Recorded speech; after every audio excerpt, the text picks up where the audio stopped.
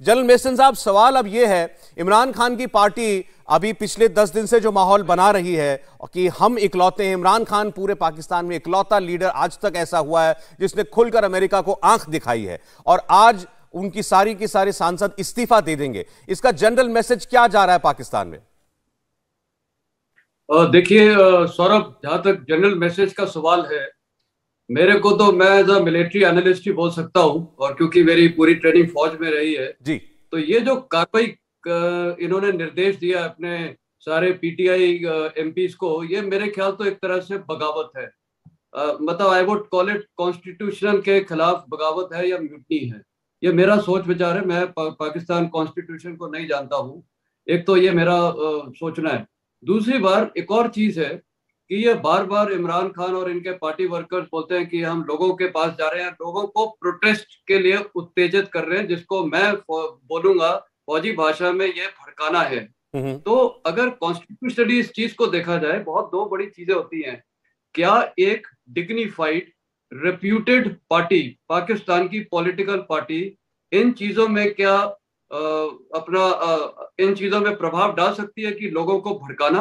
आपको देश चलाना है कि लोगों को अपने अपने लिए भड़काना है?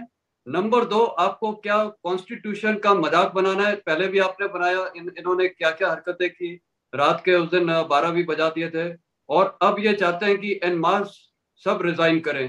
तो इसका मतलब ये पॉलिटिकल पार्टी, अगर मैं तो पाकिस्तान में सुप्रीम कोर्ट में होता तो मैं तो बोलता ये political party is unfit to govern the nation.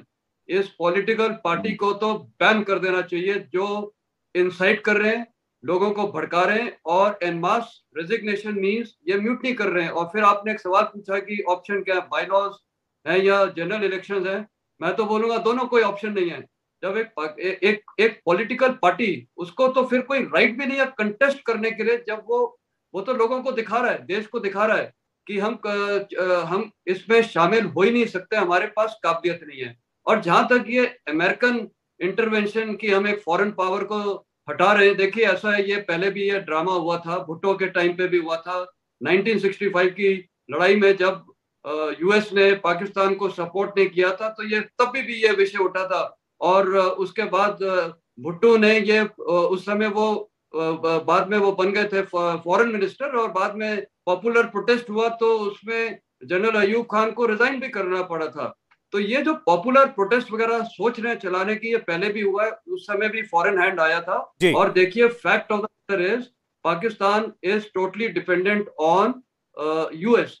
और हमेशा, मैं तो अफगानिस्तान में जब था, मैंने देखा पाकिस्तान एक ही चीज बोलता है कि यूनाइटेड स्टेट्स मुस्लिम वर्ल्ड के खिलाफ है, सबके खिलाफ है, लेकिन पाकिस्तान का स्ट्रेटेजिक एलाई है, हमारा मेंबर है, हमारा पार्टनर है। तो ये डुप्लीकेसी वहां के लोग समझते हैं, उनकी आम समझती है, उनकी आम समझती है। तो ये जो ये गलत है।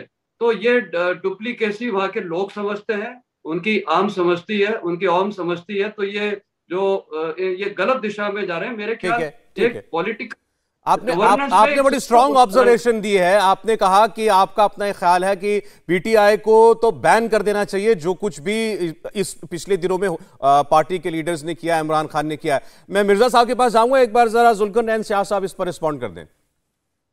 जनरल साहब, मुझे तो यूं लगता है कि आप पाकिस्तान की पीडीएम को रिप्रेजेंट कर रहे हैं, और वैसे भी हमारे यहाँ एक बड़ा पाया जाता है कि मोदी का यार, जो नवाज शरीफ पे इल्जाम है कि वो मोदी के यार है। तो मुझे तो बिल्कुल ऐसा लग रहा है कि जनरल साहब ने शायद हम पीडीएम की सपोर्ट का कमर बांध ली है, और यूनाइटेड स्टेट की कंस्पायरेसी के साथ साथ हिंदुस्तान भी कहीं इसमें इन्वॉल्व ना हो जाए पॉलिटिकल प्रॉक्सीज के अंदर। अरे हिंदुस्तान का तो खैर रोल अभी तक आपके यहाँ इमरान खान साहब ने भी नहीं लिया है, तो हिंदुस्तान को तो इससे अलग ही रखे। हम तो देख रहे हैं केवल वहां हो क्या रहा है, ये उनकी अपनी ऑब्जर्वेशन है। अब अगर ये कोई सर्विंग जर्नल होते तो मैं क्या आपकी बात पर थोड़ा गौर भी करता। एक बात जनरल साहब मैं क्लियर करना चाह रहा हूं कि देखिए असेंबली से रिजाइन करना या असेंबली में रहना, ये पार्लियामेंट्री डेमोक्रेटिक प्रोसेस का एक पार्ट है। ठीक है, कोई भी एमएनए या एमएलए जो है, उसकी मर्जी है, उसकी जमात की मर्जी है कि अगर वो समझती है कि वो दे आर नॉट फिट, और ये जो गवर्नमेंट है ये सही नहीं है, कंस्पायरेसी के थ्रू आई है, तो एक रास्ता होता है स्ट्रीट पे जाने का और दूसरा रास्ता होता है कि आप असेंबली से रिजाइन करें, क्योंकि अभी ये सिर्फ 150 रिजाइन नहीं आएंगे, तमाम प्रोविंशियल असेंबली से भी रिजाइन आएंगे। नहीं, अच्छा ठीक है, एक बात मुझे बताएं शाह साहब, आपने ठीक कहा, ये राइट है, आप ये आपकी कॉन्स्टिट्यूशन ने हक दिया है भी कोई इलेक्ट होके आता है तो वो इस्तीफा भी दे सकता है, इस्तीफा आप दे देंगे। आज इमरान खान साहब ने कह दिया मैं इन चोरों के साथ नहीं बैठूंगा, तो फिर बाई इलेक्शन लड़ेंगे कि नहीं लड़ेंगे? भाई लड़के आएंगे तो बैठना तो इन्हीं के साथ पड़ेगा ना। देखिए, बाई इलेक्शन होता हुआ नजर नहीं आता, असेंबलियां डिसॉल्व होंगी और इस डेडलॉक का एक ही हल है कि जनरल इलेक्शन हो, फ्रेश मैंडेट हो, चाहे आप चाहते हैं मिले या... शाह साहब ये आप चाहते हैं, हो सकता है ना हो, ना कराए, जो आपकी जो सरकार चुन के आएगी वो ना कराए, लेकिन हम तो इसी बात पे जाएंगे कि इलेक्शन, फ्रेश इलेक्शन में जाना है। तो बाई इलेक्शन नहीं लड़ेंगे? बाई इलेक्शन पे अभी पार्टी की नहीं बनी, लेकिन अभी बाकी सूबाई असेंबलियों से भी रिजाइन आने शुरू हो जाएंगे और असेंबली तोड़ दी जाएगी। चौधरी साहब मैं आता हूं, एक बार जरा मिर्जा साहब की राय ले लें। मिर्जा साहब, इमरान खान ने कहा मैं इन चोरों के साथ नहीं बैठूंगा, पार्टी के सारे मेंबर्स इस्तीफा देने वाले हैं नेशनल असेंबली से, क्या होता देख रहे हैं आगे? देखिए, सबसे पहले तो बात यह है कि ये कहते हैं ये चोरों के साथ नहीं बैठेंगे, इनकी अपनी पार्टी में इनके वजीर चोर थे, इनकी पार्टी की ATM मशीनें जो थी वो चोर थी, चीनी का जो बोरान पैदा हुआ, जो चीनी के वो स्कैंडल बना जहांगीर तरीन का, वो उससे बड़ा कोई चोर है पाकिस्तान में? जो आटा का बोरान बना उससे बड़ा चोर है? ये तो खुद चोरों की बारात लेकर असेंबली में गए थे, तो ये कैसे ये इल्जाम लगा सकते हैं कि वो लोग चोर हैं जो आज इक्तदार में आए हैं? जहां तक इस्तीफों का ताल्लुक है तो हमें ये बात ध्यान में रखनी चाहिए कि पाकिस्तान के अंदर जो ये लोग इलेक्शन लड़ते हैं, ये इसलिए इलेक्शन लड़ के पार्लियामेंट में नहीं आते कि ये कोई बहुत ज्यादा पैट्रियोटिक है या ये अपनी देश की रक्षा के लिए आते हैं, ये माल बनाने के लिए आते हैं।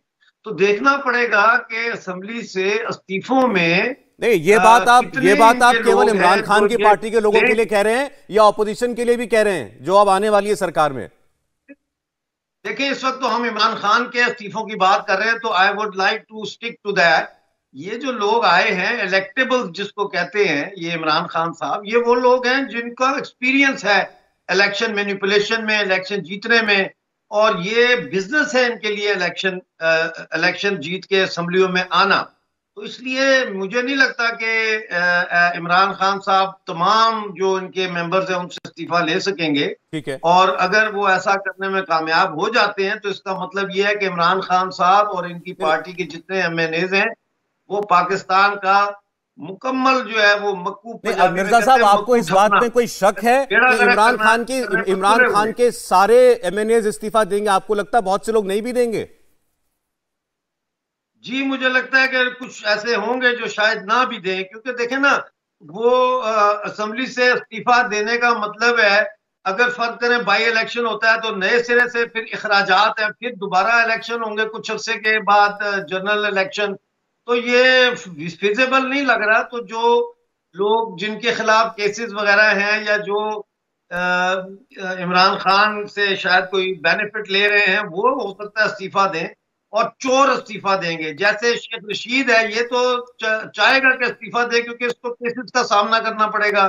फवाद चौधरी पे बगावत का मुकदमा चल सकता है, तो वो लोगों की तो लाइफ स्टेक पे लगी हुई है। इंडिया टीवी हर वक्त हर जगह डाउनलोड करने के लिए सर्च करें India TV news Google play store या ऐप स्टोर पर।